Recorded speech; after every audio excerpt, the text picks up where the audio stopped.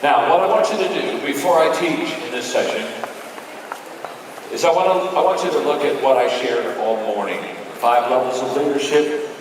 We talked about that. We talked about intentional living. Everything worthwhile is uphill. The challenge is people have uphill hopes and dreams, but they have downhill habits. I talked to you just very briefly about some areas that you ought to make sure that you're intentional in, and you're intentional in your growth, intentional in your relationships, intentional in your attitude, intentional in significance of adding value to others. Here's what I want you to do. I want you to take my teachings this morning, and I want you to take a couple minutes and decide what's the most important thing that you learned about the teaching this morning. Okay, you have a couple minutes. I want you to figure that out right now, okay? Go for it. Have you picked out the most important thing? Here's what I want you to do. Now I want you to spend another minute just sharing with the person you're seated beside what's the most important thing you learned in the first session. Go at it right now, okay? I would like to do, in about 10 minutes, I'm going to start teaching about how to develop other people around you, how to develop a team.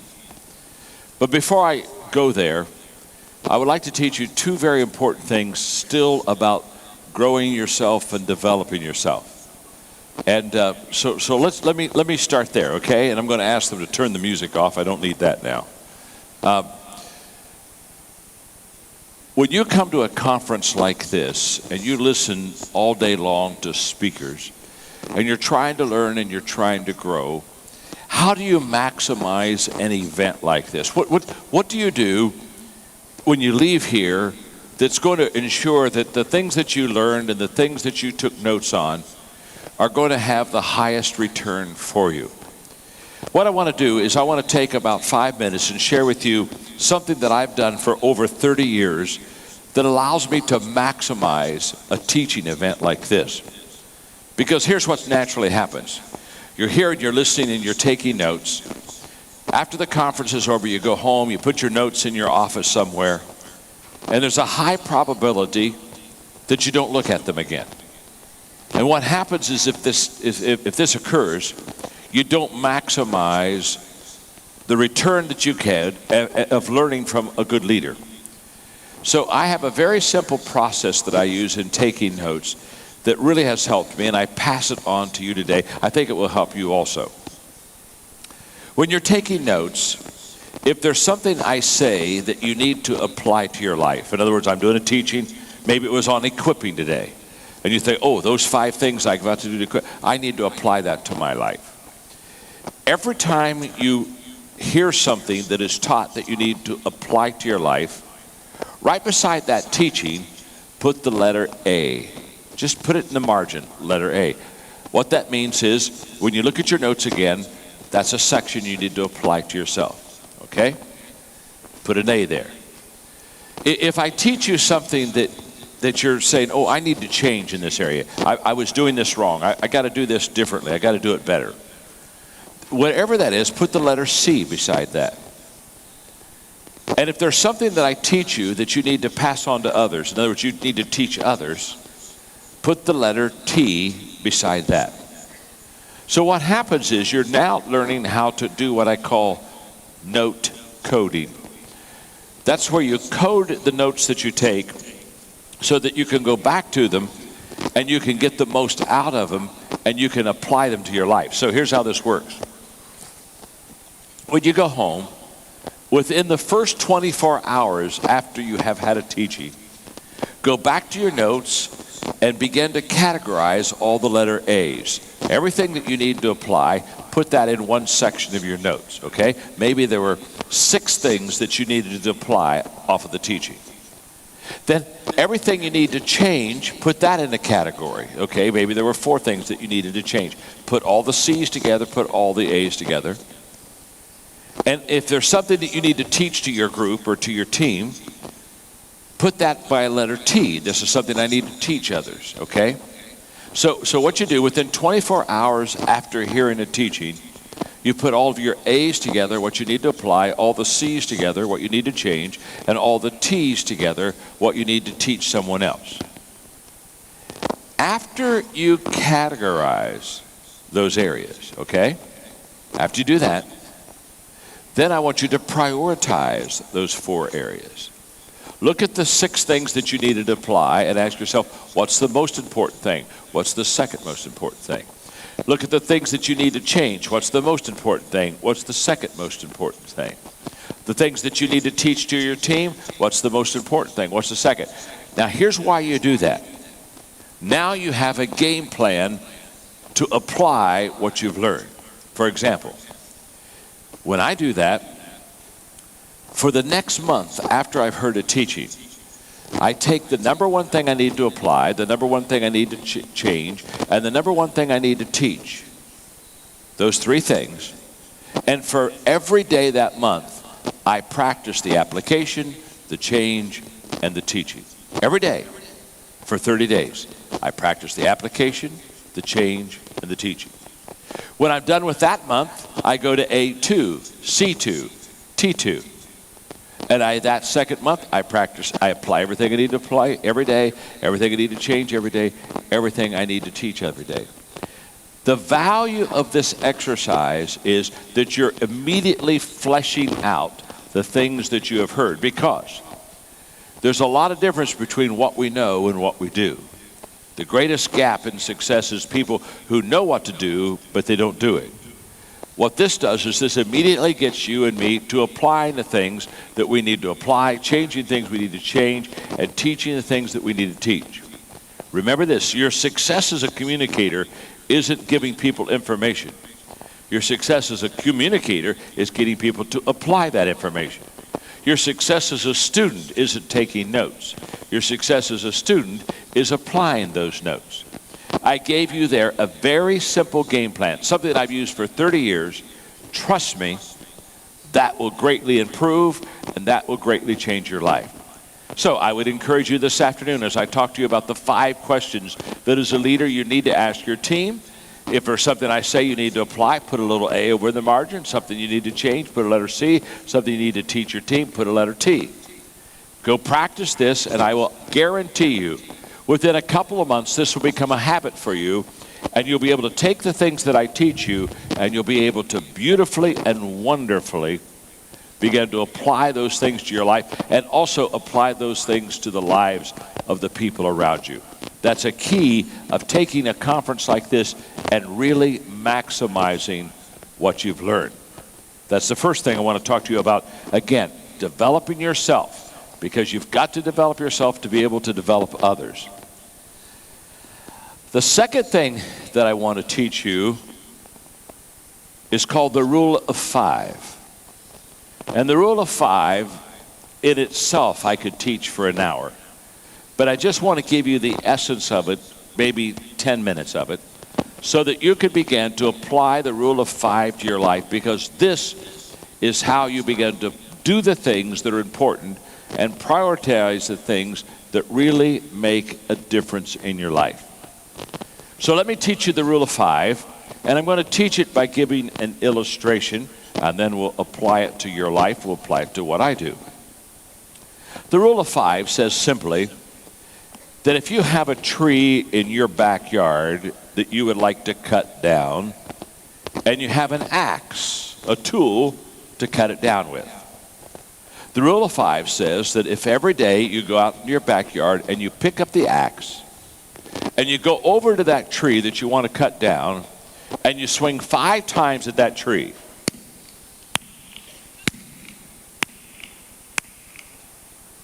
and put the axe down. The next day, you go out to the same backyard, pick up the axe, go to the same tree, and just swing the axe 5 times at the tree.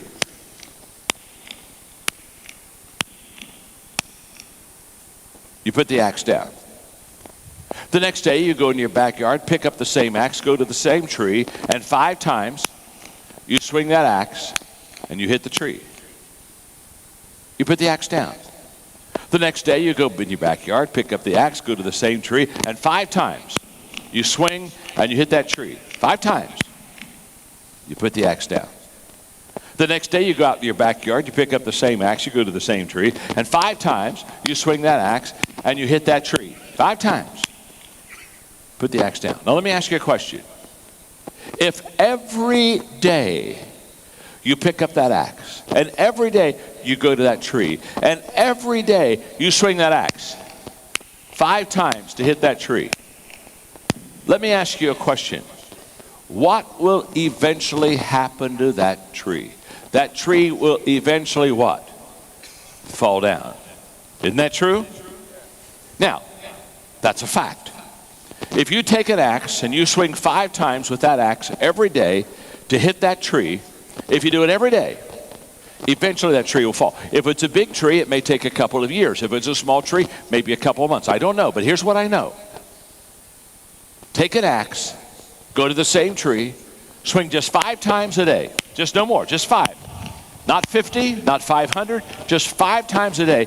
If you do that every day, eventually that tree will fall. That's called the rule of 5. The rule of 5 teaches you and me the power of consistency. There's power in the fact that we do this every day. We would think, obviously, that if we swung at the tree a lot more times, we could skip a few days. And we could. But if we just take and swing 5 times a day with that axe at that tree, and we do it every day, it's a matter of time before that tree falls. It's a beautiful, beautiful example of not only consistency, but it's a beautiful example of knowing what you want to accomplish. Every day we went to the same tree. We swung 5 times at that tree. We didn't go to a different tree. If you go to a different tree every day and swing 5 times with that axe, you won't knock any trees down. You'll just have a lot of scarred trees in your backyard. That's not your goal. Your goal is to knock the tree down.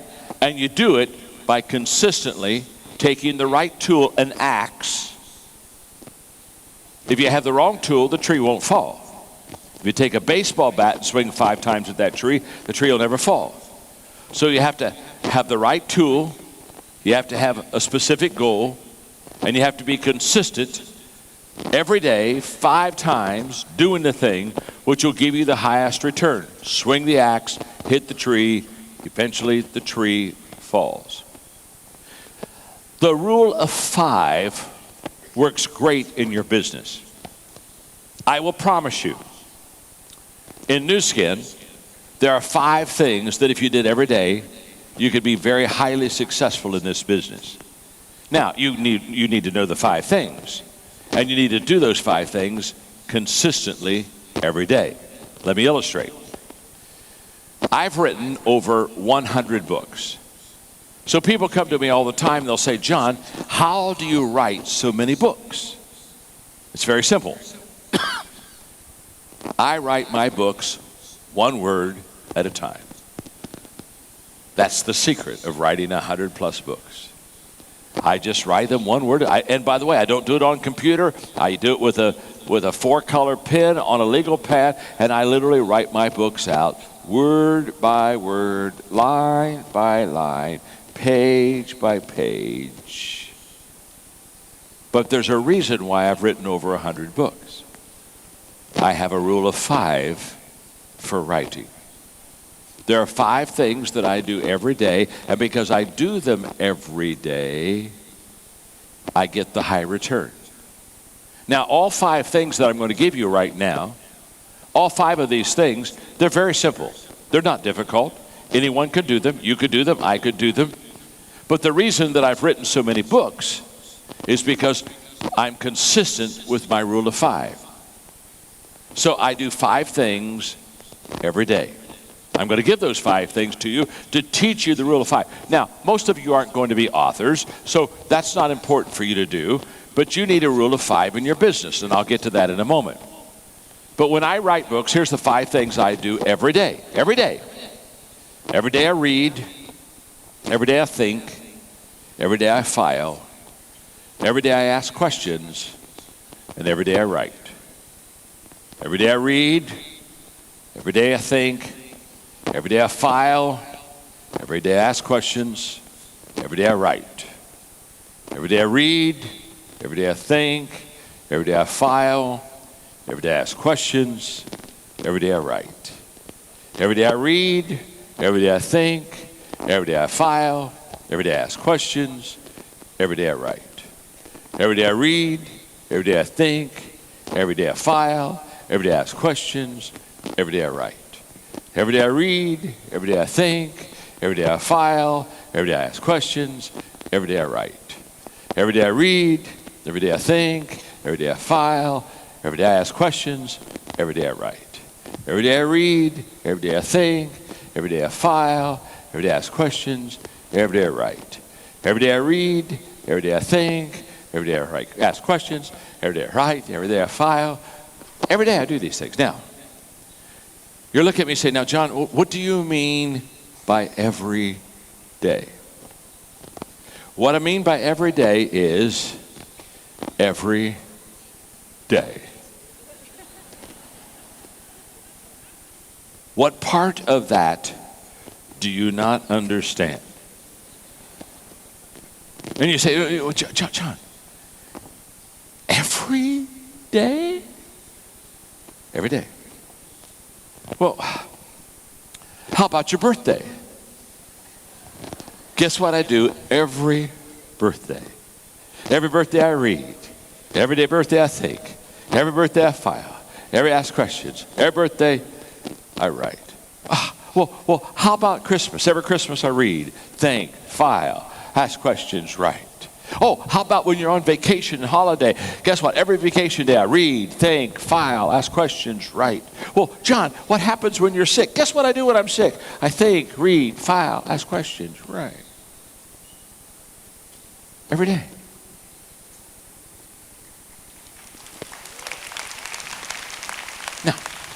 Now, let me say something. That's very simple, isn't it? But that's my rule of 5 for writing. That's why I've written 102 books. People say, wow, 102 books, how do you do that? Well, it's very simple. Guess what I do every day? Every day I read, think, file, ask questions, write. Why? Because I understand that's where the return is. By doing the simple, good things, the perfect things, the right things, every day begins to compound a huge return for you and for me. If I were in this business, the first thing I would do, the first day I would get into this business, the first thing I would do is I would find out from somebody that's highly successful, what are the 5 things I need to do every day to build my business in New Skin. Because I promise you, there are 5 things that if you did them every day, you'd be highly successful. But the key is, you've got to know what's important. You've got to have the right tool. You've got to have the consistency to do it every day. And the moment that you begin to understand and develop this consistency, all of a sudden, things begin to change in your life. Mark Cole, who's going to speak here in a few minutes, I'm going to bring him up, and he's going to talk about our mentoring relationship, because I'm talking to you about how to develop people. When he comes up to speak, he understands the rule of 5. Because in his life, with each company, they have a rule of 5. There are 5 things that the company people do every day to get the high return, to get the return. And what's beautiful, you don't have to do 50 things a day. You don't have to do 500 things to do. You just got to know what the top 5 are. And you've got to every day do those 5 things. That's called the rule of 5. Now, I shared that with you because there are 5 questions that I ask every day about my team. There are 5 things that when I wanted to develop a team and really build the team the way that it needs to be built, and develop others, because remember, you got to develop yourself and then you got to develop your people. And if you don't have the ability to develop your team, you're not going to be successful in this business. There are 5 questions that I'm going to give you now that you ought to ask yourself every day. And if you ask these 5 questions, trust me, you'll be successful in building a team. How many of you want to build a great team in this business? Huh? You want to build a great team? Oh my, thousands. Okay. There are 5 things that you need to do. So look at the person you're seated beside and share with them, you need to do 5 things to develop a team. Tell them it. 5 things. You got to do 5 things.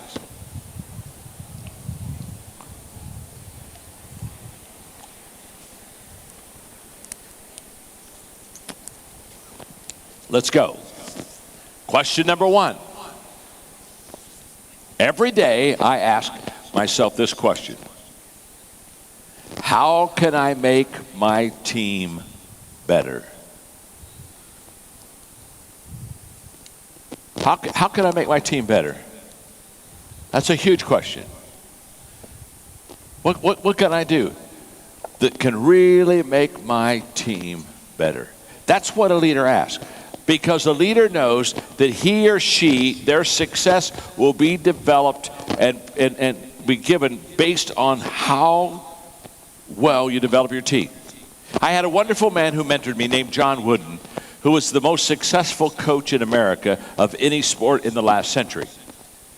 And Coach Wooden looked at me and he told me one day, he said, John, every day I ask myself a question as a leader. And I asked him what that question was. He said, every day I ask, how can I make my team better? And the answer to that question is very simple. You make your team better when you know more about each player. The more you know about each player, the more you can develop them. And so, as a leader, one of the things you want to do is in developing your people, you really want to know, you want to be able to ask good questions. You need to be able to say, how can I make my team members better? I'm knowing them, I'm learning them. How can I make them better? Now, I think there are 3 ways to make your team better. And if you practice these 3 things continually, I believe that the team begins to get better. The people around you begin to improve. The first one I want to talk about is communication. To make your team better, you have to consistently, constantly communicate to them. You've got to ask yourself, what do I need them to know? What do I need them to do? You've got to constantly ask, am I communicating? Am I connecting with my team members? Because many leaders really don't connect and communicate effectively with their people. I do a lot of, in America, I do quite a bit of work with sports teams. And so I know a lot of coaches. And there's a coach in America that was a very, very successful college basketball coach for women. Her name was Pat Summitt. She just passed away within the last month. And Pat Summitt won more games than any other women's college basketball coach. And she used a lot of my leadership training. And sometimes she would say, John, come up and spend a practice with us or go to a game with us and talk to me, talk to the team. And so the first time I did that, I went to a game. And at halftime, I went into the locker room with the basketball players. And the coaches went to a side office. And I sat there in the locker room. And one of the players on her basketball team went to a marker board. And she looked at her fellow players. And there were three things at the top of the marker board. The first thing said, what did we do right? The second one, what did we do wrong? And the third was, what do we need to change? Now, they're at halftime. Half the game is over.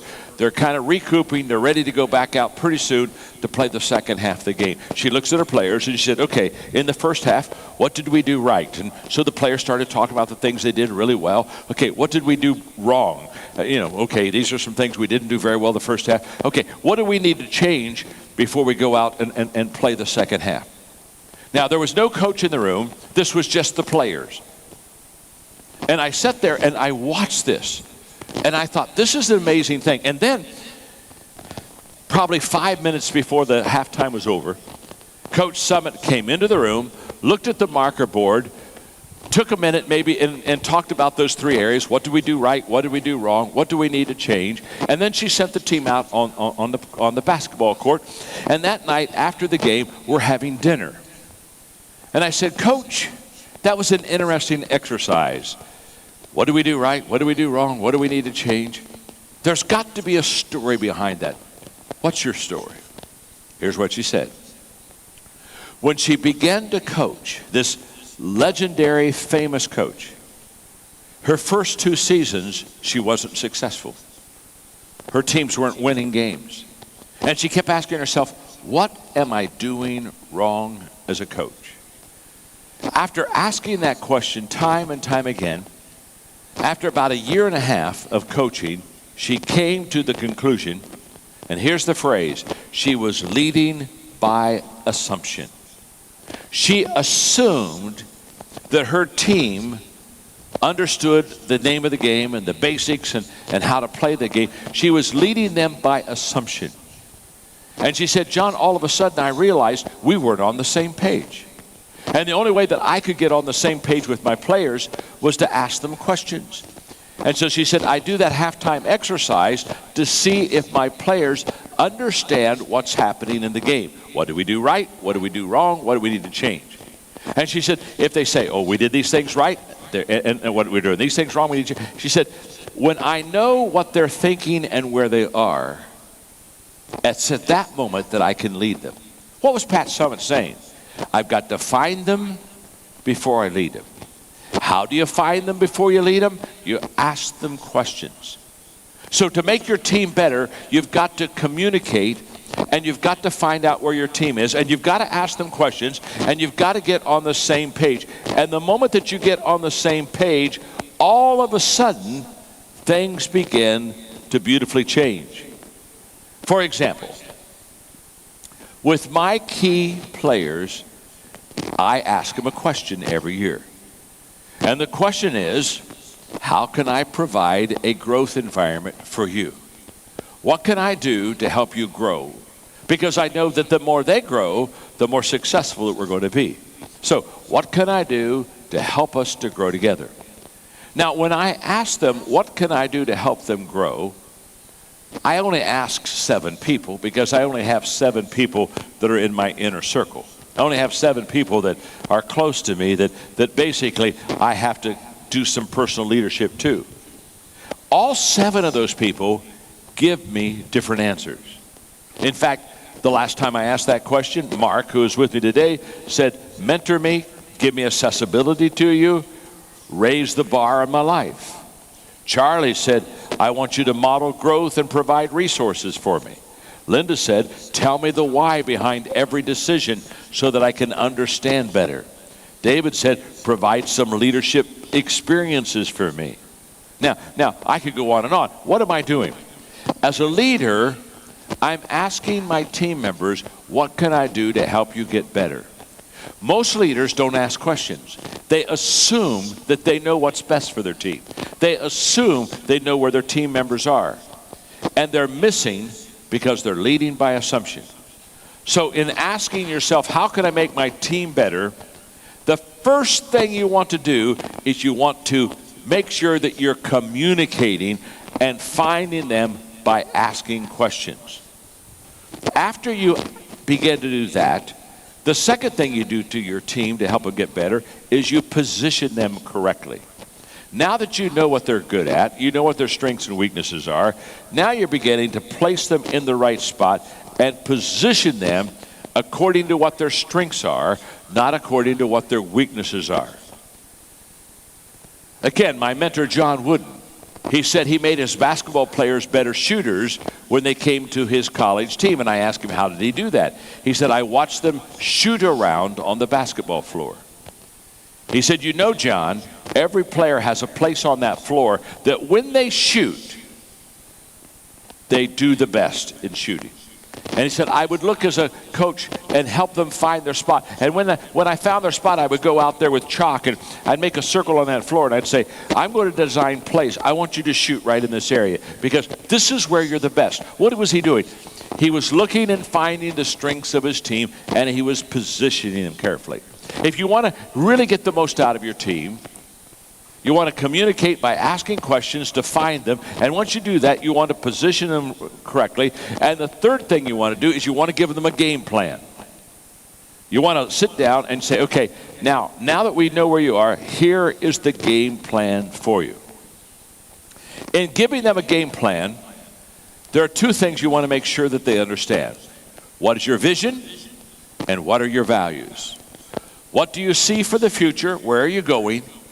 And what is the behavior that you expect that will allow them to really achieve what they want to achieve. So the vision and the values, where you're going and what you're doing. Sight and behavior. And you want to make sure that they understand who you are and what the values are.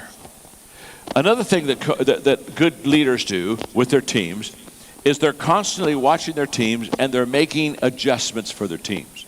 In other words, they have a game plan, but at the same time, they're watching their players, they're watching their team, and they're at any time and all the time making adjustments so that they can get better and they can make their teammates better also.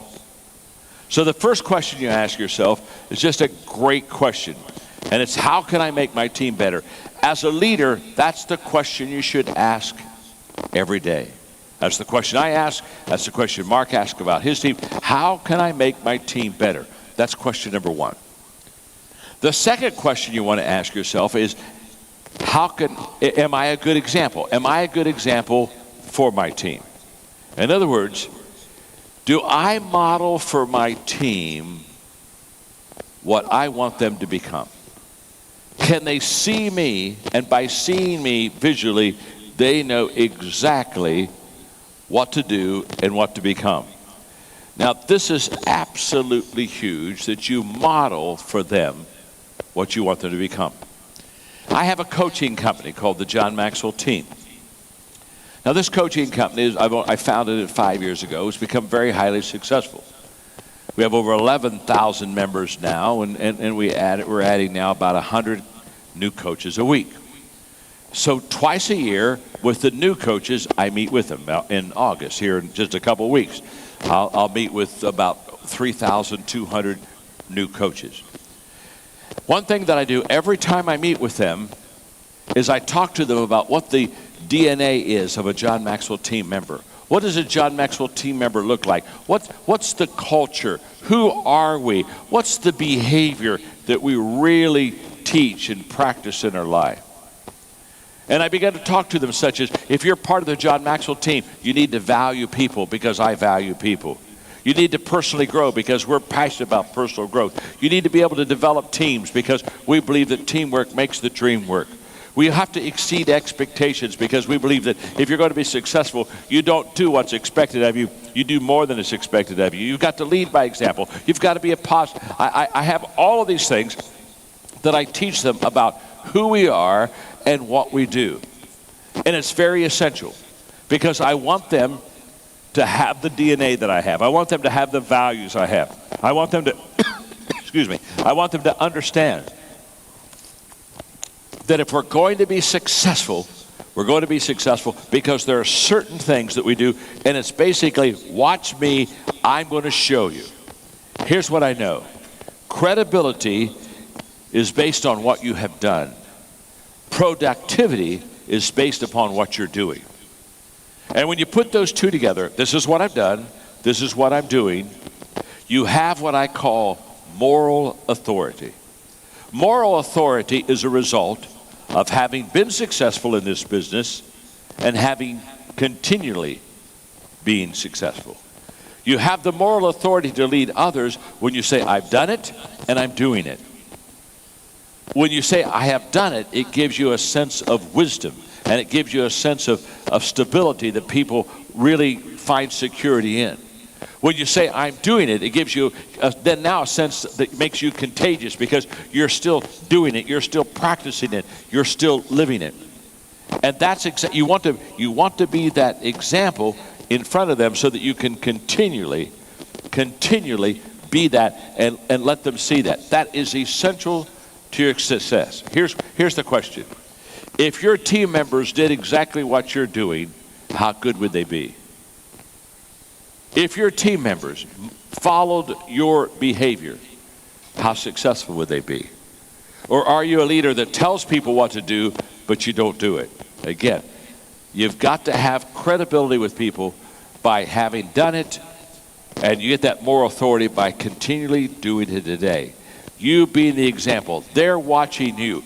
They are following you. You're visualizing for them what you want them to become. They see it in your life. How well do the people see in your life the model and example of what you want them to be in New Skin? How much of that do they see in your life? Okay, 2 questions so far. In a moment, I'm going to bring up Mark. The first question is, how can I make my team better? Well, I've got to communicate by asking them a lot of questions. I got to make sure that I understand them. I got to make sure that I have found them. How can I be a good example of that team? Okay, I've got to model for them what I want them to follow. In about 10 minutes, I'm going to go to question number 3. But before I go to question number 3, I'm going to bring Mark up. And I asked Mark, I said, Mark, talk to them. Since we're talking about how to develop people, Mark has been with me for 17 years. He started at the bottom. He started in the stock room. I want you to give him a hand, would you please? Mark Cole. Mark oversees all 5 of my companies. He's the CEO of 5. We have presidents in our companies, but Mark oversees all of them. He does all the work, okay? And I said, Mark, just share with them how I mentor you, how you turn around and mentor them. And so take good notes, because he's going to teach you out of a life that I'm developing him so that he can turn around and he can develop others. One more time, give Mark Cole a wonderful hand. Mark, great to have you up here. Great to have you. Thank you. There's not a time that goes by. John's already mentioned today that I travel with him all over the world.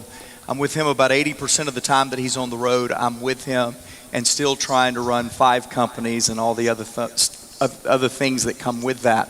There's not a time I don't sit under his leadership and under his teaching that I don't learn something. So I know you guys have learned something you've already shared with one another. I want to share with you what I learned before I teach you the 3 things. John mentioned in this morning's session, he said, Mark travels all over the world with me. I always have to have Mark around. Then he went on to teach and said, having people around you is a nuisance. So I deducted from that I am a nuisance to John Maxwell. Now, I don't know about what you learned today, but that was an epiphany for me, that I came all the way from the United States to Singapore to find out that I'm a nuisance to John Maxwell. So I want you to give yourselves a hand. You've been good therapy for John today. He said something publicly he's been wanting to say to me for a long time. And I'm just teasing, and I know the point, but one of the things that I've learned, I'm gonna share 3 things that John has done extremely well for me, as he has been doing number 2, being a good example to me, his team, so that I can be a good example to our team back in the States. And the first thing is John's taught me how to contextualize leadership. So the first thing I want you to write down is contextual leadership. There's not a decision that John makes in the formative time of my leadership that he does not give me context. He does not tell me why he makes the decision before he makes the decision.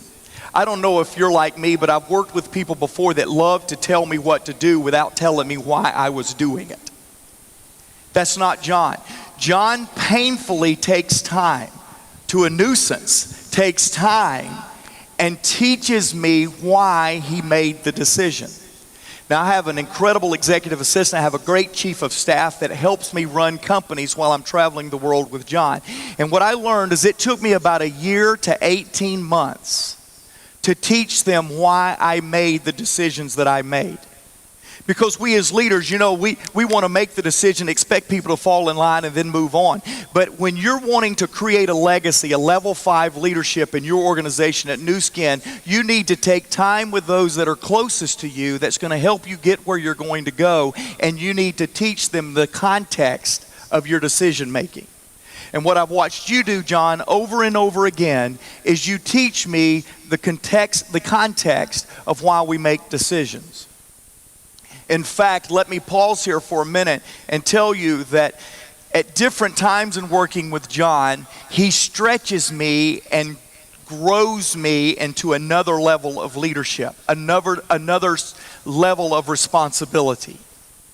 And at every one, I've watched you. We hadn't even had this discussion, but I watch him when he's teaching me. Like right now, he's teaching me how to create vision and set direction for our 5 exploding companies. And so as he's taught me to do that, I've been the second man for a long time, and he's teaching me how to think like a first man, like a visionary. And what you are doing now as we travel around the world, he slows down and gives me more context in the idea of vision and direction, whereas you're no longer having to give me context in some of the things that he's taught me in the past.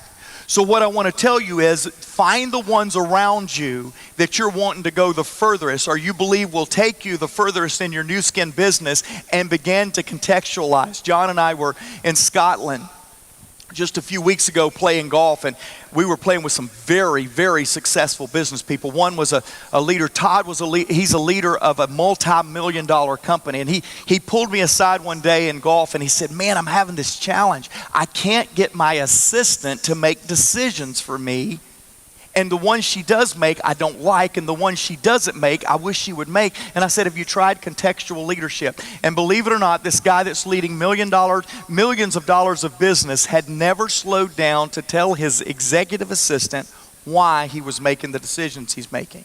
So John, I want to publicly thank you, because you and I are demonstrating contextual leadership in a way that's helping me reproduce others and give context to my assistant and my leader. The second thing I want you to... So let me just, if I can, let me add one Please. thing there, Mark.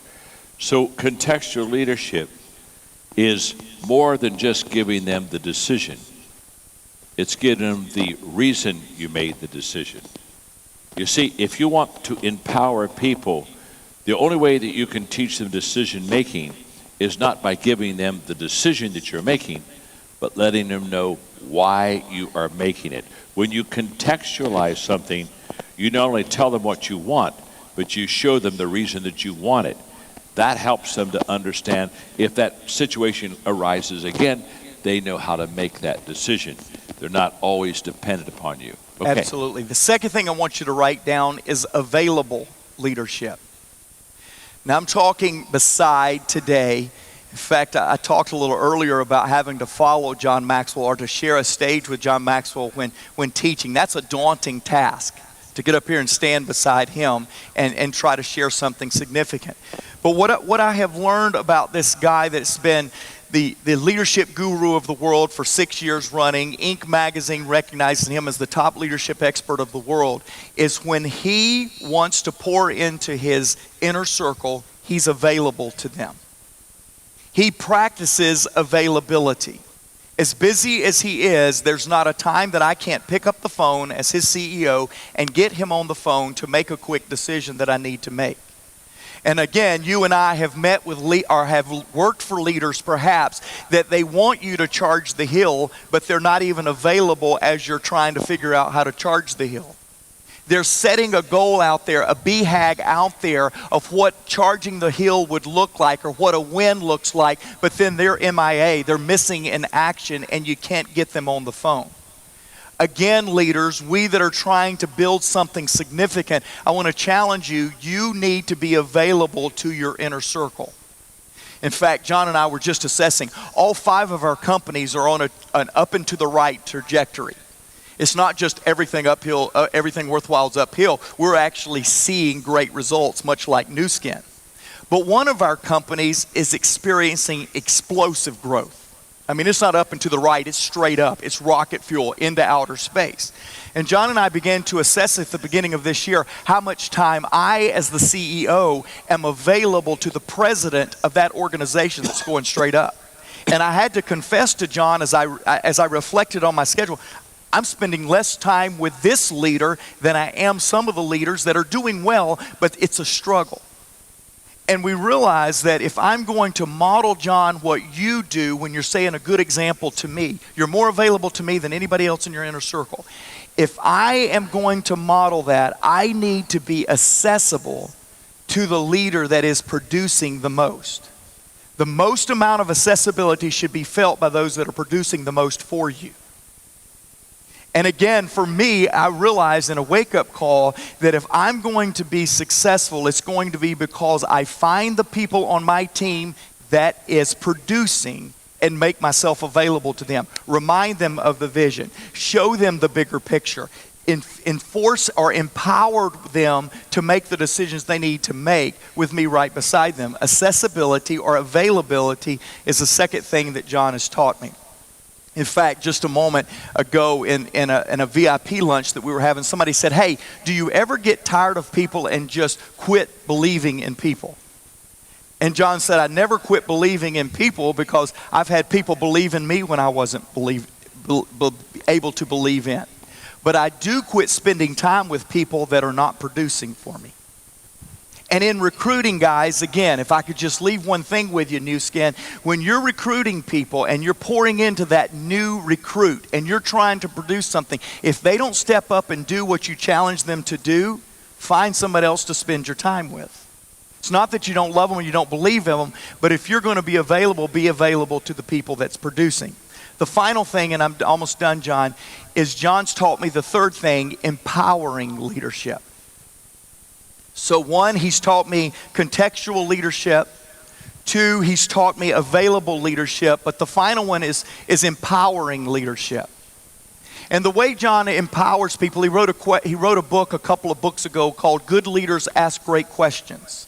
I've noticed, I've been working with John, as he said, almost 17 years. I've been his business manager or leading or speaking into his business decisions for about 8 or 9. I've been his CEO for 5. And what I've noticed is at different growth increments or growth levels that John takes me on, he empowers me with asking questions. Now, I believe the reason you ask me questions is, one, to see if I have a good answer. You know, we as leaders, again, we delegate and we forget what we delegate, and then we come back and don't get what we wanted, and we wonder why we don't get it. And it's because we delegated and didn't make sure the leader that we empowered has the answer we need them to have. And so I think the first reason you ask me questions, one, is to test me, to make sure that I'm doing a good job leading his company. But the second reason that I firmly believe, as John models good example to me, is he is asking me questions to make me dig deep within myself to find the answer that is within me. If you or I are the leader we need to be to lead the charge or the goals or the business that we want to, there is an answer in us. And my wise mentor, John Maxwell, has taught me that if he will empower me, and again, don't confuse delegation and empowerment. Empowering me with questions and making sure that I can do it is the very thing that is helping me be successful. And it's the very thing that's helping our presidents lead such great growth organizations with so much travel and so many other things going on. I'll leave you with this. I'm blown away. I'm humbled at getting to be in Singapore with you guys and learn that I'm a nuisance to John Maxwell. I'm humbled to be here. Thank you. I need a little support here. I'm humbled to get to be a leader in a world-renowned leadership organization. I'm humbled. I pinch myself. I cannot believe what I get to do. But just in the last 2-3 weeks, John Maxwell has been considering one of the top decisions of his life. One of the most critical decisions to his ability to impact the world as he's doing. And I was honored when John called me up to his home in Highlands, North Carolina, and said, "Mark, I want to ask you some questions as I try to figure out what to do." That my mentor, my leader, the person that's given me direction, was beginning to ask me for my thoughts. In fact, John and I and another teammate was just dissecting this just a couple of days ago, a few days ago. We were dissecting what was John after when he began to ask his inner circle questions about his vision. And what I want to tell you is, if you'll do a good job being an example of what a leader looks like to your team, before you know it, they will be giving you advice about your vision and how to grow it. Because leadership is reciprocal, isn't it? Influence is reciprocal, isn't it? If you give people the time that work for you, if you'll give the people that work for you the time, they will not only do a great job producing for you, they will be able to come back and give life to your vision and to your direction. And John, that's what you do for me. Oh my gosh. Thank you, Mark. Thank you. Great job. Give him a hand, would you? Thank you very, very much. And one of the things I appreciated that Mark, in his closing, talked about is the fact that when you develop people and you mentor people, in the beginning it's very hard work because you know a lot and they know very little. But as you begin to develop them, they begin to know more. And as they begin to know more, guess what happens? Now they're able to help you more. And he's exactly right. After 17 years and me intensely mentoring him for the last 5 years, at this stage of the game, there are a lot of times I go to the person I mentored and I ask them to mentor me. I ask them to add value to me. I ask them to help me. And that's the sign of the fact that you're developing strong, healthy people. What's happening is you help them in the beginning, and towards the end, they begin to help you. In fact, sometimes with my inner circle, people like Mark, I look at them and I think, at this stage of my life, they're giving me more back than what I have given them. That's the return of developing a team. That's the return of bringing people around you and being committed to mentor them, to pour your life in and to help them.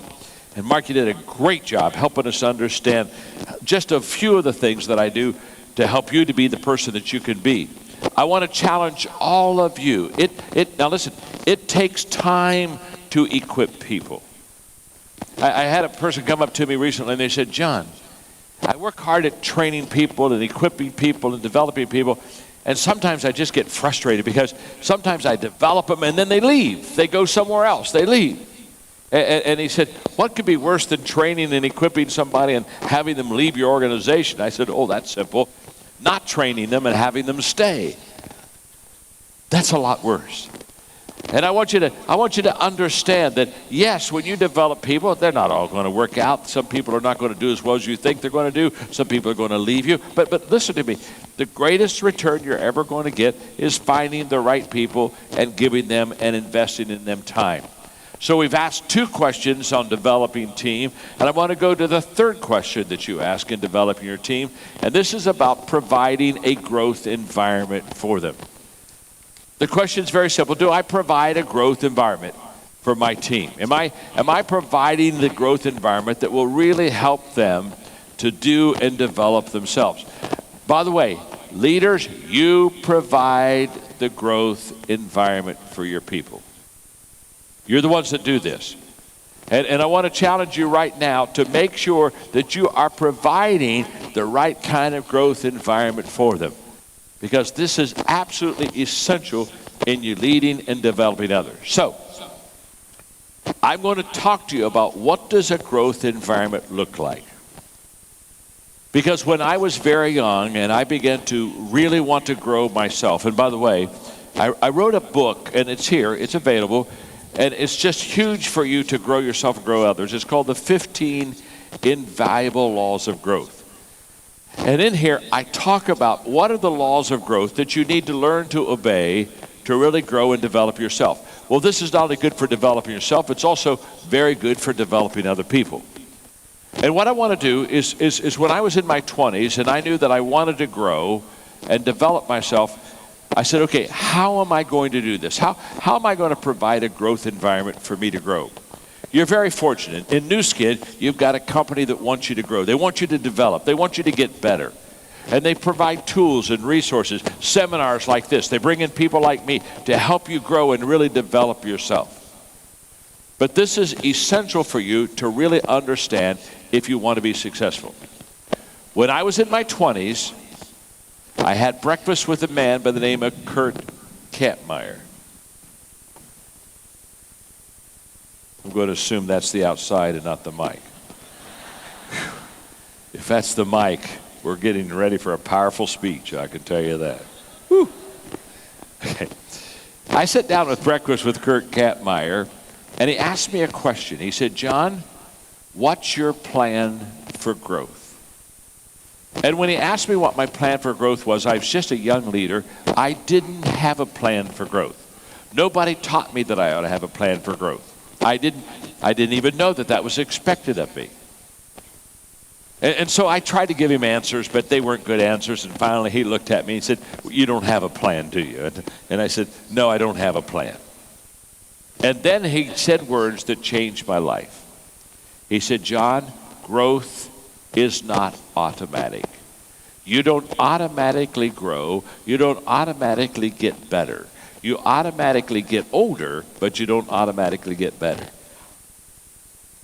If you're going to grow, you're going to have to do it intentionally. Back to intentional living. You've got to be intentional. Everything worthwhile is uphill.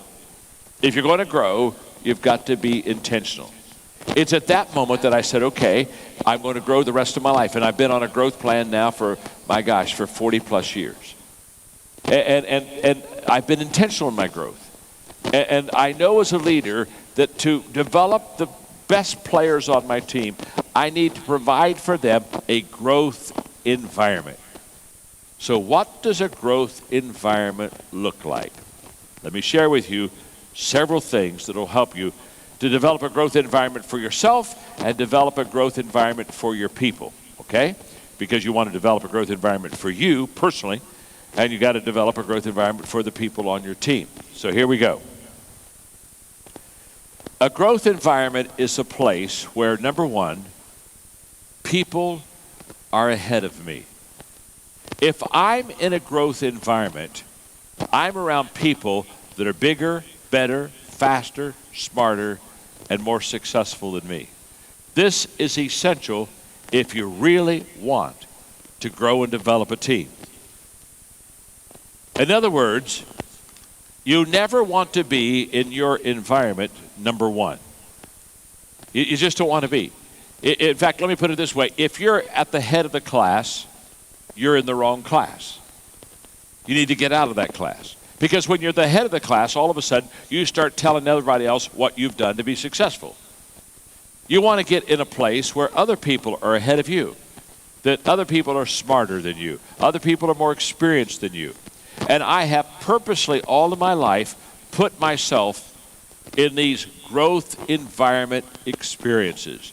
I have purposely got around people bigger, better, faster, and smarter than me. I do it all the time.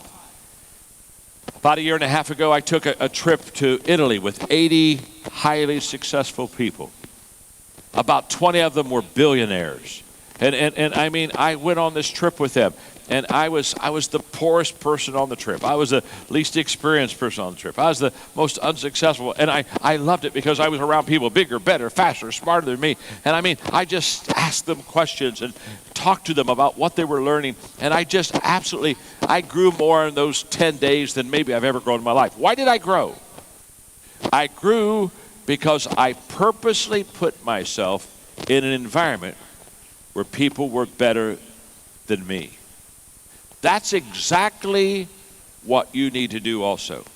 You need to purposely put yourself in an environment. You need to find people. You need to find experiences that are going to stretch you and develop you. You need to be at the bottom of the class in some things. I remember speaking for a company that was really wonderful company, very successful in the area of physical fitness. And I could still remember that the first thing they did that morning, I was going to speak to them all day, but the first thing they did that morning is they had a 6 o'clock exercise class. And I went to the exercise class, and here you got about 120 of these people. I mean, they are physically fit. And I mean, they're just out there exercising. And if there's 120 in that class that morning, I was number 121, okay? I'm at the bottom of the class. And they were good to me, and I'm in there working hard and doing my best, but they're better than me, they're faster than me, they're more coordinated than me, they're younger than me, okay, all those things. And I was at the bottom of the class. And after it was all over, I said, thank you, man, it was good. I stretched some, I did better because of you. And then I started teaching them leadership. And all of a sudden, I reversed the table. Now I'm at the top of the class. And I said to them, you need to always expose yourself. You need to get around people. You need to consciously get around people that will stretch you. Now listen to me carefully. Every month, I have what I call learning lunch. A learning lunch is where I go take somebody out to eat that's bigger, better, faster, smarter than me. I buy their lunch. I don't even eat. I just ask questions. I take notes. And I sit down with these people, and I begin to learn from them and ask questions from them, and they begin to teach me and speak into my life. I do this every month. I've done this for 30 years now. Why? Because I know the only way that I'm going to grow is to expose myself to the best and constantly be challenged by the best and be challenged in areas that I'm not good at. I constantly do this. You've got to do this. If you want to have a growth environment, you've got to get around other people that are better than you. They'll stretch you. They'll make you better if you'll just make sure that you get around those people. The second thing, to really provide a growth environment, a growth environment is a place where I'm continually challenged. In other words, everything that I do before me is a challenge. And I'm looking ahead and I'm saying, oh my gosh, this is not going to be an easy day. Everything worthwhile is uphill. Most people, they wake up and they yawn. When I wake up, I gulp. Because I know that I've got a big day, a heavy day, a day that's going to be challenging in front of me. And that makes me better when I realize that I want to do things and be things. And I've got things to do that are bigger than me. I want to be every day challenged. Number 3, a growth environment is a place where my focus is always forward. It's a place where I'm looking and I'm saying that I've got to look into tomorrow and I've got to be there. And my focus isn't behind me. It's in front of me. And I make sure that happens. And how do I keep my focus forward? I keep my focus forward by constantly growing in my life. I keep my focus forward by keeping control of my life. I keep my focus forward by getting rid of the distractions in my life and just focusing on the things that are going to be essential and important to me. But I'm constantly looking forward. That's a growth environment. Tomorrow is before you, and it's a challenge, and it's going to be a better day. Number 4, a growth environment is a place where the atmosphere is affirming. That I'm around people that love me, that I'm around people that encourage me. I was at a conference recently, and I was going to speak at that conference, but the person speaking before me asked a great question, and it touched me. He said, I want you to think about the people in your life. And I want you to ask yourself a question. What people in my life bring the best out of me? And I thought, what a great question. And I began to sit down, and I wrote down the names of people that bring out the best in my life, that make me a better person. And then I turned that around and said, what am I doing to bring the best out of other people's lives? Would there be people that would put John Maxwell's name down and say, yeah, John brings the best out of me? Well, you want to be in an environment that is encouraging, that is affirming, that brings out the best in you. Number 5. A growth environment is a place where you're out of your comfort zone. In other words, it's a place where you live that is challenging to you on a daily basis. And when I talk about being out of your comfort zone, I'm not talking about being out of your gift zone. If you're out of your gift zone, it's a disaster. But you want to be in your gift zone, but you want to be out of your comfort zone. You want to every day realize that you're going to have to stretch to be successful that day, that you're going to have to maybe do something new that you've never done before. You want to be out of your comfort zone.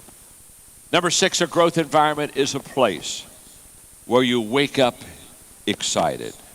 Wow. If you're in a growth environment and you're growing and you're developing, every day you wake up excited and you say to yourself, man, do I love what I'm doing. People ask me all the time, they'll say, John, when are you going to retire? And I tell them I'm not going to retire. And they look at me and say, well, why not? I say, because I don't want to retire. Well, do you have enough money? Yeah, I've got enough money to retire. I'm okay there. Well, then why don't you retire? Because I don't want to retire. Well, why do you work? Because I love my work. You see, it's not work unless you'd rather be doing something else. And so people say, well, when are you going to retire? And I keep saying, I don't want to retire. In fact, now my answer is when they ask me when I'm going to retire, just tell them, when I die, I will retire. I'm going to do, when I die, hey, I am. Trust me. Hey, When I die, I'm not going to write any more books. When I die, I'm not coming back to Singapore to speak to you anymore. No, when I die, I'm going to die, okay? I'm going to retire. But I'm not going to get death and life confused. Some people, they're already dead. They just haven't made it official yet. Hello. Now, why do I do this? Because I love what I do. I wake up excited. I got up this morning. I woke up pretty early this morning. I'm still kind of on another time zone. And so about 3:30 this morning, I was ready to start. I just wanted to call you all and say, let's get going. I got a lot of things to say. Let's get going. Now, I know you're saying, thank God he doesn't have my phone number. Okay. But why am I loving? I love what I do, and I do what I love. And when you do what you love and you love what you do, you wake up excited. If you aren't waking up excited, let me ask you a question. Why are you waking up? If you're going to be bored all day, stay in bed. But the moment that you get something bigger than you and better than you, all of a sudden you wake up excited. So I don't try to motivate people anymore. I used to try to motivate people, and I realized it was kind of a worthless exercise. You motivate them, and they just kind of fall back. And you motivate them, and they kind of fall back. And after a while, you just say, well, but what I determined is I was going to find people that were already motivated, that already loved their life, and already wanted to make a difference. You got to wake up excited. Number 7, this is a huge one here. A growth environment is a place where failure is not your enemy. This is huge. Where failure is not your enemy. You see, my passion to try is greater than my fear of failure. And so I want to talk to you about failure because here's what I believe. Every successful person has learned to embrace failure as a friend because they understand that failure has a lot to teach us. In fact, I wrote a book several years ago called Failing Forward. And it was a book basically on how to fail successfully. And in fact, I was being interviewed by ABC out of New York on Good Morning America on that book. And they said, John, where did you do all the research on your failure book? I said, I didn't have to do any research. I just looked at my own life and took all the dumb things I've ever done in my life and put it in the book. And let me just tell you, look at me for a moment, because I know I'm the number one leadership person in the world. I got all that. But let me tell you something. One of the biggest differences between you and me is I failed more than you have. I've really got the art of failure down to a science, okay? And I'm really good at it. And let me tell you something. If I was in your business and I recruited new people, the first thing I would do when I got them together was I would talk about my failures. Because let me tell you the problem with a lot of direct marketing businesses. You talk about success way too much. Listen to me carefully. You get all the successful people up here and you parade them across the stage and they've got more awards and they're amazing and everybody claps. And I think it's wonderful. I think it's wonderful. You got a lot of successful people in New Skin. I think it's a wonderful thing. But let me tell you something. While you're parading all of your success and talking about all the good things you're doing and all the money you're making and all the vacations you're taking and all the houses you got and all this stuff, you understand that the new person, they want to have that success. But for them to get that success, they're going to have to go through a lot of failure to get there. Listen, you didn't get successful by just succeeding. You got successful by learning how to fail successfully. You see, I had a friend one time said, I'm never down. He said, I'm either up or getting up. And what happens in this business is you're either up or getting up. And as long as you're either up or getting up, you're going to succeed in it. But when you stay down, you're not going to succeed in it. Now, here's what happens. I often say this. If you want to impress people, talk about your success. If you want to impact people, talk about your failures. And here's what I know about success. Success is a separator. It's a great separator of people. When you're successful, it creates a gap between you and average people. You start making a lot more money, you start going to a lot more places, you meet a lot better people, you have greater experiences, and pretty soon you've created what I call the success gap. And what you need to do as a leader is you need to ask yourself a question. Is that what I want? Do I want to impress people or do I want to impact people? Do I want people to look at me and idolize me, or do I want fans or do I want friends? If I want fans, I'll talk about my success. If I want friends, I'll talk about my failures. So here's what I would do. If I was in this business, my first teaching to my new people would be all the things I have done in this business that have been stupid, that didn't work. I would talk about all my failures. I would talk about the things that I tried that did. And why would I do that? I would do that because I would want them to understand that that's exactly what they're going to do. They're not going to always get it right. They're not always going to do it right. They're not going to be perfect, especially in the beginning. Remember, nobody's good the first time. So, you've got a choice. You either tell people how good you are and discourage them, or tell them how bad you've been and encourage them. And I just want you to know, I'm constantly helping people understand that I wasn't very good when I started. When I started speaking, I wasn't very good at all. When I wrote my first book, I wasn't very good. In fact, my first book is only 100 pages, and it took me a year to write it, okay?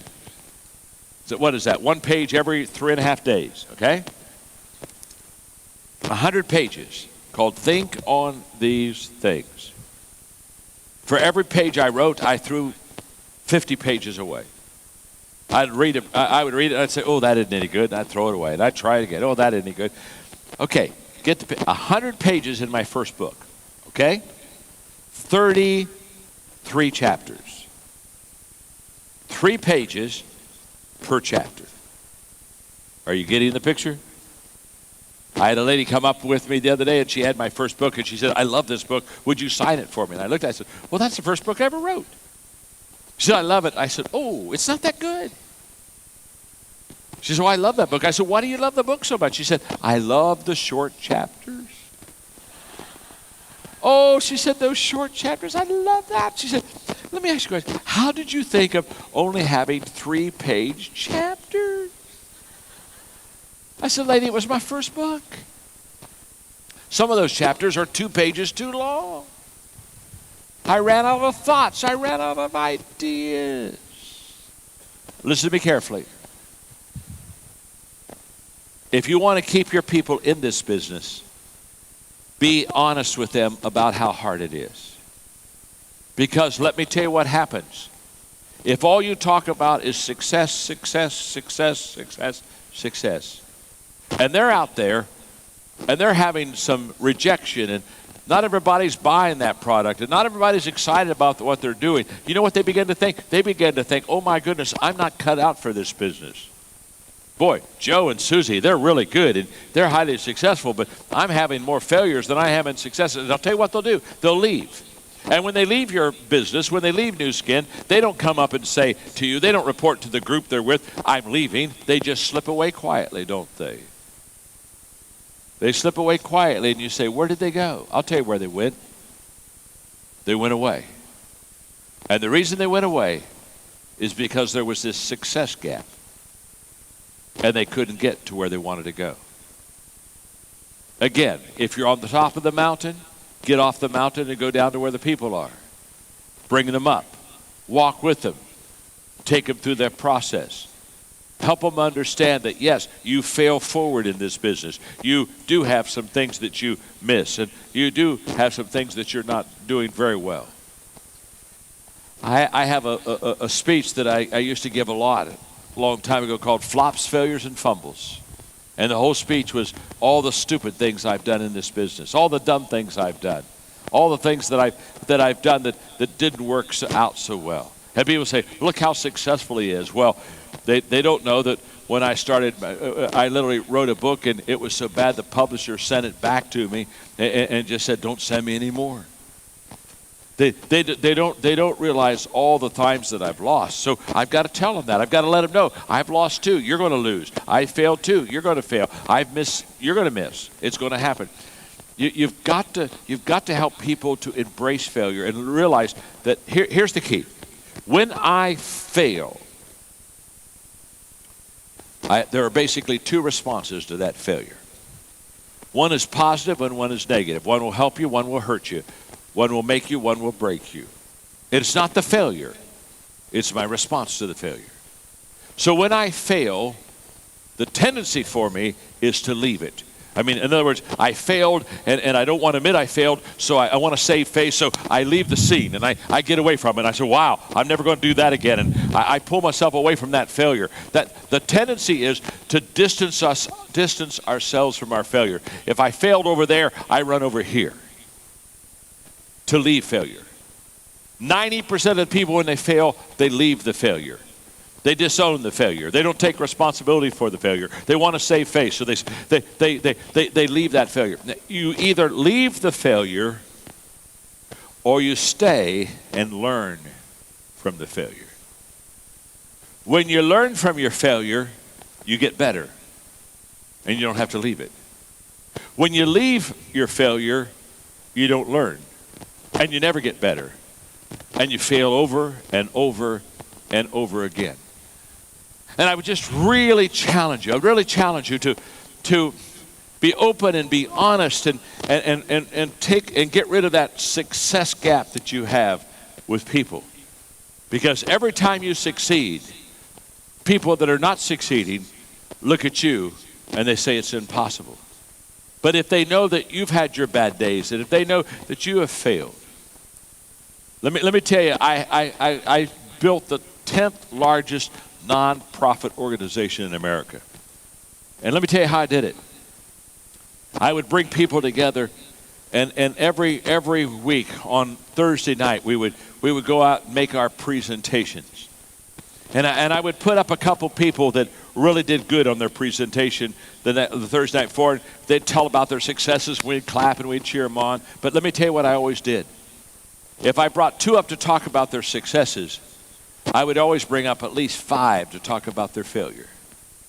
I would have them come up and they'd say, boy, the people that I wanted to make the planned presentation to, they didn't show up, or the dog bit me when I went up to the house and I had to go get a tetanus shot. And I would have them tell these bad, I got lost and never did find my place, you know what I mean? I wrecked my car on the way. I'd have them tell all these bad things. And what I would do is I'd say, now look at it. These people went out and tried it and it didn't work. It's okay, they're going to try it again.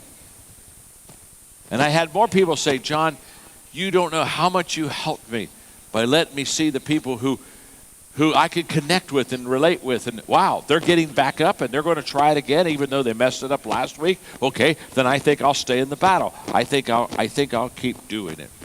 A growth environment is a place where failure is not your enemy. In fact, it becomes your friend. Number 8, a growth environment is a place where others are growing. They're growing. They're getting better. They're developing others. Wow, they're successful. That's what a growth environment is. The other people are growing. Other people are just absolutely developing themselves. And how do I do that? How do I grow? How do I grow others? You see, just as failure is contagious, success is contagious. Growth is contagious. Number 9, a growth environment is a place where people are willing to change. They're willing to change. In fact, they know that they cannot grow without changing. That every time you grow, it's because you changed.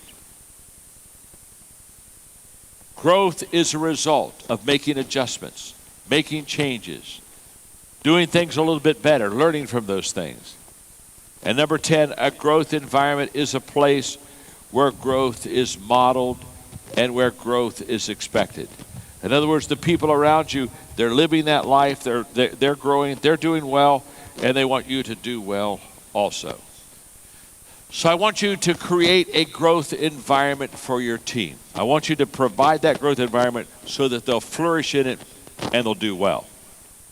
The fourth question I ask in developing a team is, do I evaluate how much time I give each team member?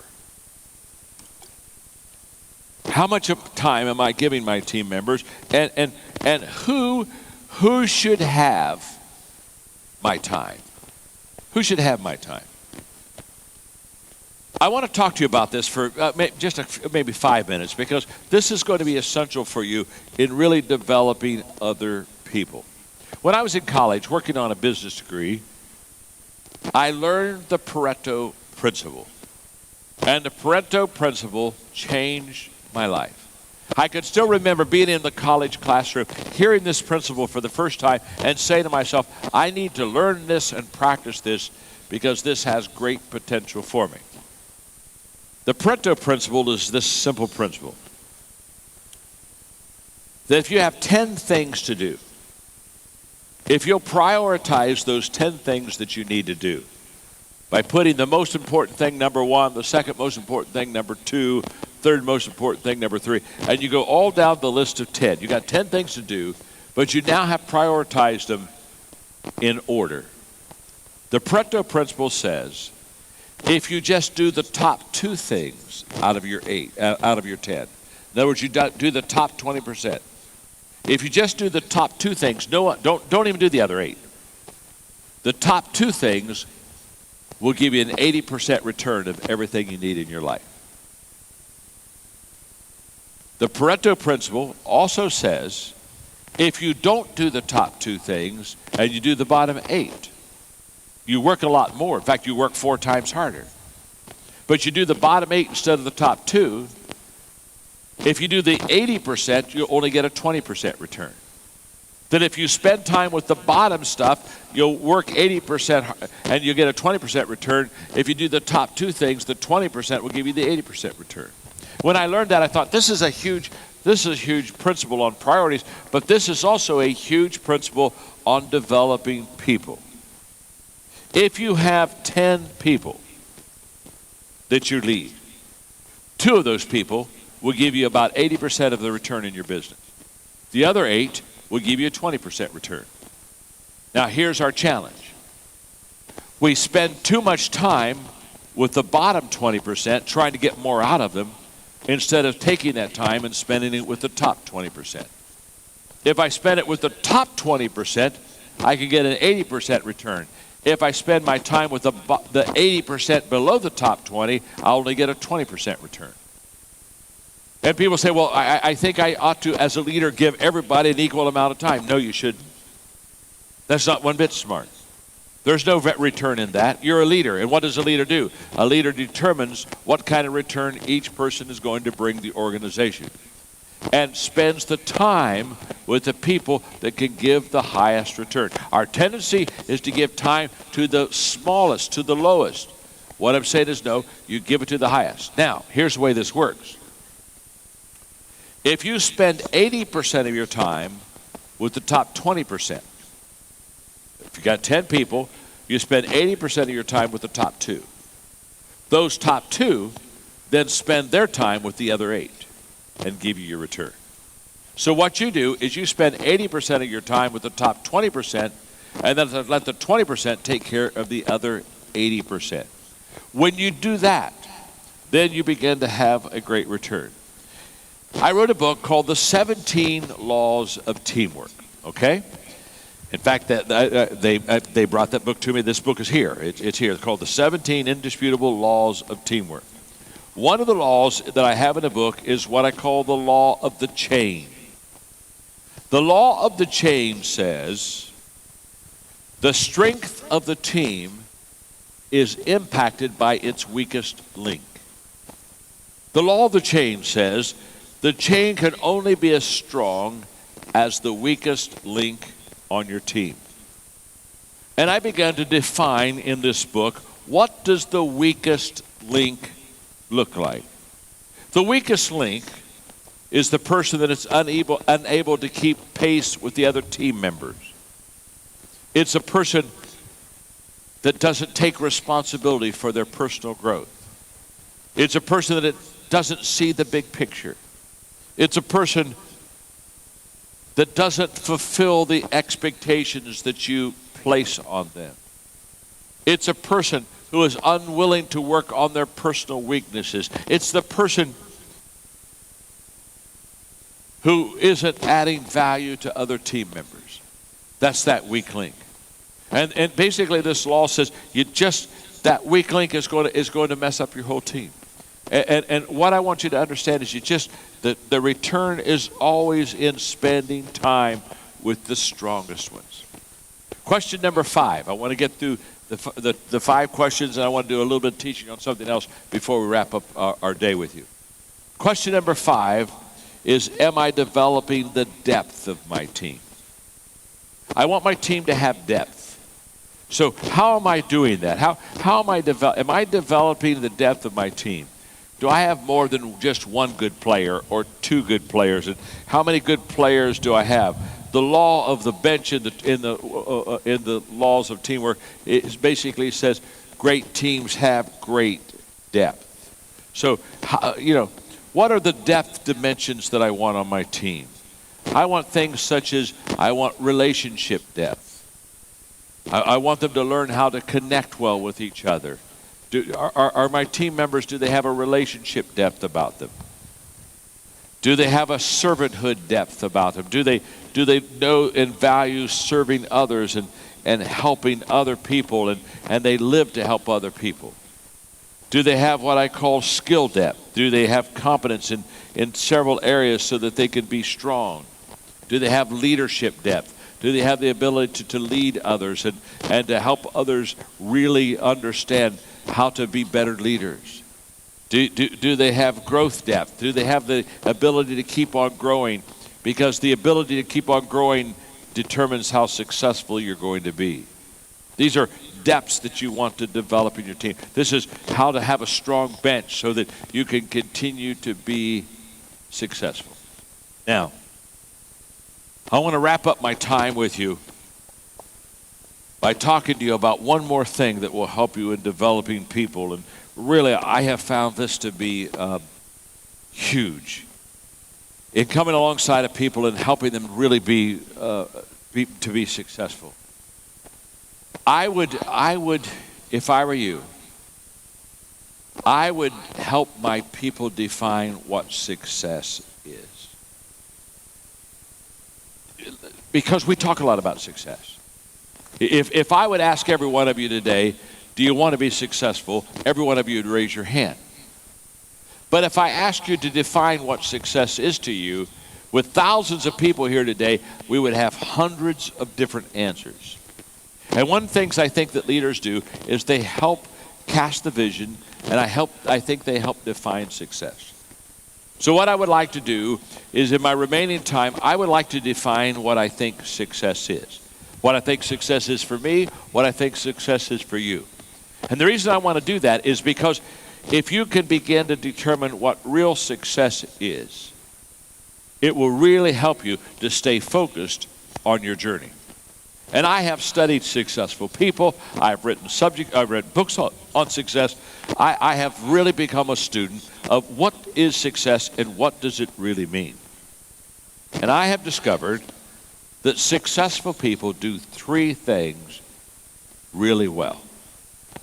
And these 3 things that I'm going to talk about now, I want to challenge you to develop in these areas. I not only want to challenge you to develop in these areas, I want you to challenge the people that you develop to begin to develop in these three areas. So let me give them to you. Let me tell you what I think success is, and it'll be interesting. As I go through it, kind of say, okay, do I think that this is success? Here's what I believe. Number 1, success is knowing my purpose in life. If you're going to be successful, you really got to know why you're here. You see, there are 2 great days in a person's life. The day they were born and the day they discovered why. And all of us know the day we were born. All of us know what our birth date is. We know the day that we were born, and we got that one down. But when I look at it and say, okay, have you yet discovered why you're here? A lot of people have never discovered their why. They've never yet defined their purpose in life. And because they haven't defined their purpose in life, they get distracted. They lose focus. Since everything is uphill all the way, if you don't know what your purpose is, why would you climb that hill? It gets a little tiring after a while. The only way that you're going to keep climbing that hill is if you really know what your purpose is. What's your purpose? So, you say, John, how do I discover my purpose? 2 ways. The first way that I'm going to talk about is about 80% accurate. The second way is 100% accurate. So let me give you the first way that's about 80% will get you there.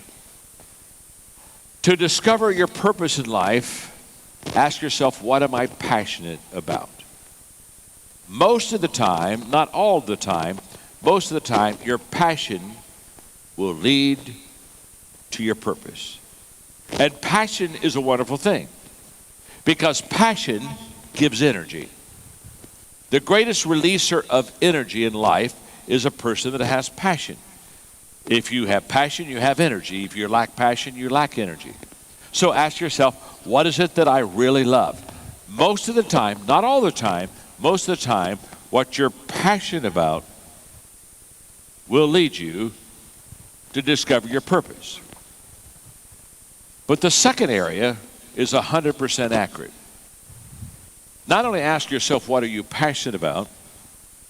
Ask yourself, in what area am I gifted? Where are my gifts? Where are my natural strengths?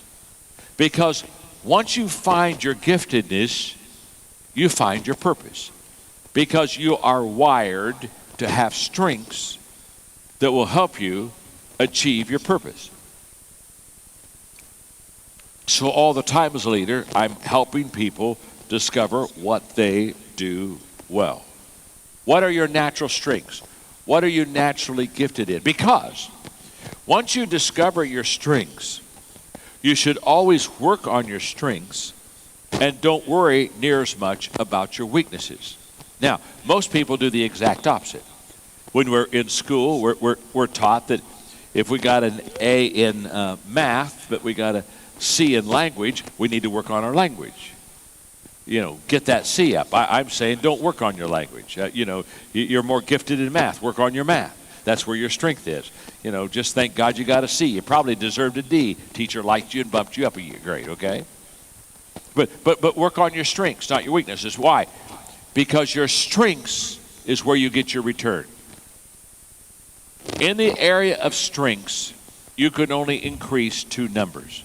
So from a 1 to a 10, if I'm weak, if I'm a 3 out of 10, that's a weakness, I could only get up to about a 5 if I work on my weaknesses. Well, 5 is average. People don't pay for average. Average doesn't help you win. Average isn't going to bring you success. So what I tell people is, if let's say you're a 6 in somewhere, you're already above average, work on your strength. You could become a 7. You could become an 8. When you get in that top 20%, you're going to get a good return. So to find your purpose in life, say, what am I passionate about and what am I good at? That will help you discover what your purpose is. Successful people, they know their purpose. The second thing that successful people, they not only know what their purpose is, the second thing they do is they grow. They know their purpose, and now they grow in the area of their strengths. Again, they take their strengths, they take what they're good at, they take what they've developed, and they've really begun to grow in those areas. You see, I have 3 strengths in my life. I'm a good leader. I've got leadership strengths. I've got communication strengths. And I'm creative. I can write. Those are my 3 strengths. So what does that mean? That means for me to be highly successful, I stay in those 3 areas. I'm either leading something, creating something, or speaking about something. That's my strengths. That's all the strengths I have. That's where I give all of my energy because the return comes out of my strengths. And that's where I develop my growth. That's where I develop myself to get better. So I know my purpose in life. I grow to my maximum potential. That's the second thing. I know my purpose. I begin to grow to my maximum potential. And the third thing I do to be successful is I sow seeds that benefit others. In other words, I live my life to add value to other people. You see, I think success is about me, but I think significance is about you. I think significance is about others. I was so excited when I had lunch today, and I was just listening and hearing all the great things that you're doing in your organization as far as charitable work and helping other people. And I thought, oh my gosh, really, you know a lot. You know an awful lot about how to add value and what a significant life is all about. So what I want to do, I love this.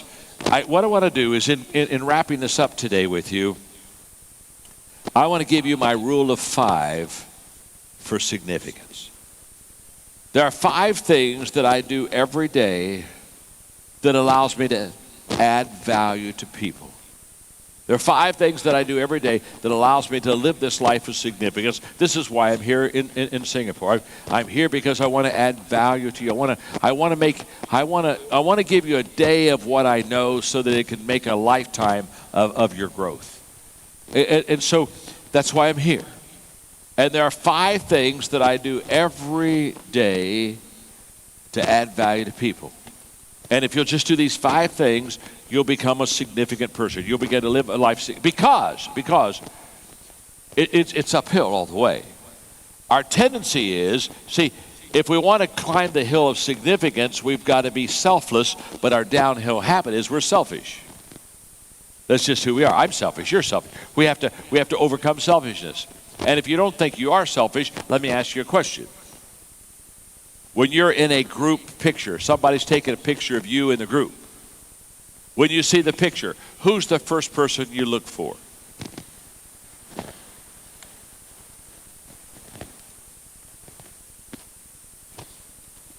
And if you look good in the picture, you say, oh my gosh, good picture, good picture. Yeah, send that to me, send that to me. Oh, I love that. Send that. Oh, great picture, I love that. And if you don't look good, you get the group and say, oh, do it again. Bad picture, bad picture. You determine how good the picture is based on how good you look.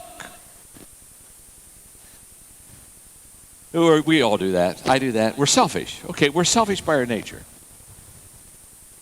So these 5 things I do every day, I have found to really make a difference. So let me give you the 5, okay? The first one I spoke of a little bit earlier. The other ones I haven't, so I'll give them to you. But I'll give them to you. Every day I do 5 things. Number 1, every day I value people. Every day. I value people. I value people that are like me, that are unlike me, that don't like me. I value diversity. I just value people. Every one of you here today, I greatly value who you are. We may be different culturally. We may be different in faith. It doesn't matter. I greatly value you as a person. Every day, I value people. Number 2, every day, I think of ways to add value to people. In other words, every day I ask myself at the beginning of the day, who am I going to see, and what can I do to add value to the people I'm going to be with? This is intentional living again. This is being intentionally significant. So I think ahead. When I woke up this morning in my hotel room, I realized I was going to spend the day with you. And I said, okay, how can I add value to you? What can I say today? What can I teach? I went over all of my notes and looked at all the things that I was going to do and tweak some things so that I could come and truly add value to you, because I value you, but I think of ways to add value to people. I have 5 grandchildren. And I get with my grandchildren all the time. And they call me Papa, okay? They call me Papa. They call my wife, Margaret, Mimi. Margaret picked out the names. Before our first grandchild was born, she said, what are the grandchildren going to call us? I said, I don't know. She said, well, they're going to call me Mimi. I said, I like that. She said, but I don't want them to call you Pee-Pee. I said, well, I'm like, got that one too. Don't want them to call me Pee-Pee. So they call me Papa. So I sit down with my grandchildren. They're 15, 15, 12, 10, and 9. And I look at them and I say, okay, let's think of ways to add value to people tomorrow. What are we going to do? Who are you going to see tomorrow, kids? And what are you going to do specifically to add value to them? And my 9-year-old James, he's the youngest. He said, Papa, I know what I'm going to do to add value to people. I said, what are you going to do, James, to add value to people? He said, tomorrow I'm going to open doors for people. And when somebody's near a door, I'm going to open the door. And I'm not only going to open the door for them, I'm going to smile and say, have a good day. I said, you got it, James. That a boy. Tomorrow, open doors for people. Smile and say, have a good day. The next evening, he texts me. He said, Papa, I had a great day. Tell me about it, James. I opened 42 doors today for people and told him to have a great day. He's 9 years old, and he's already figuring this out, how to intentionally think ahead to add value to people. I'm here today to tell you your life will change when, before you meet with your group, you ask yourself and you think, how can I add value to them today? What can I say? What can I do? What can I give them? What can I share? Every day I value people. Every day I think of ways to add value to people. Number 3, every day I look for ways to add value to people. When I am with those people, I look for ways to add value to people. You see, we see not things as they are. We see things as we are. Did you get that? 2 different people can look at the same thing and see 2 totally different things. We don't see things as they are. We see things as we are. We see people as we are. So if I'm a forgiving person, I'll see you as forgiving. If I'm a critical person, I'll see you as critical. If I work hard, I'll see you as probably you like to work hard too. If I'm lazy, I'll look at you and I'll think you're lazy. You see, we see people as we are. So in this adding value to people and being significant and intentionally living, what I'm really teaching you is the fact that once you develop this as a lifestyle, you will see ways every day to add value to people. And they'll just come to you and you'll say, oh, if I did this, this would add value to people. I could help them here. I could do this over here. And you're always going to be looking for ways to add value to people. Why? Because you've developed a habit. You've developed an uphill habit of valuing people and wanting to value them when you're with them, so you'll begin to see that. That's why 2 people can be at the same table with a group of people, and one can add value to them, the other isn't at all. So every day I value people, think of ways to add value to people, look for ways to add value to people. Every day, number 4, I add value to people. You see, in the morning I ask, who can I add value to? And in the evening I ask, did I add value to them? You see, when I'm done, in just a moment I'm going to walk off the stage. And I'm going to get in a car and I'm going to go back to my hotel. And I'm going to be able to spend some time. And during this next couple of hours, I'll look and I'll think about what I did with you. And did I add value to you? And did I help you? And did I make you a better person? And did you have a better day today because I invested in you and I spent time with you? And how could I have done better? And what could I have said that perhaps would have helped you a little bit more? I'll go and I'll evaluate that. Why? Because it's incredibly essential for me every day to add value to people, because the success of my day is not based upon the harvest that I reap. It's based upon the seeds that I sow. And the seeds that I sow every day are seeds of helping and lifting and caring and sharing and giving and adding value to people. So every day I value people. I think of ways to add value to people every day. I look for ways to add value to people. I add value to people every day. And lastly, every day I encourage others to add value to people, because I want this to become a contagious movement. The world is quite sick. A lot of injustice, a lot of pain, a lot of things that should never happen. And I want to start a significance adding value world movement where people every day don't live for self but live for others. And every day look for ways that they could help others and lift others and add value to them. So what I'm doing to you is I'm encouraging you. I'm encouraging you to live an intentional life of significance. I'm encouraging you to not only build a great business of Nu Skin, but I'm encouraging you while you're building this incredible business to constantly, every day, serve people, love people, add value to them. It's amazing what can happen once this begins to be a way of life. So I close with you. As I see on the clock, I have less than a minute. And I close with you by saying something very simple. My name is John, and I'm your friend. And I came today to add value to you. I hope I did, because you're people of value. Thank you, Dr. John Maxwell. Ladies and gentlemen, another round of applause to Dr. John Maxwell. Thank you very much.